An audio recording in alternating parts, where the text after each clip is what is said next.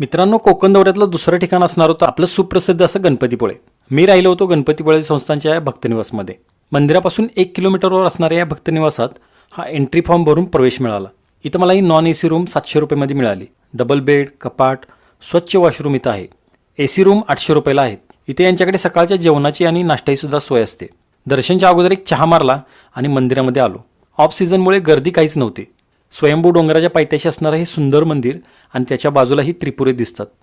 मंदिरात श्रींची मनमोहक मूर्ती आहे. दर्शन आटपून या प्रदक्षिणा मार्गावरून चालायला सुरुवात केली.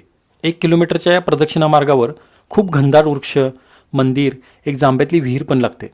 गणपतीपुळे हे एक फेमस आणि हॅपनिंग ठिकाण असल्यामुळे इथल्या किनाऱ्यावर कायमच अशी गर्दी असते.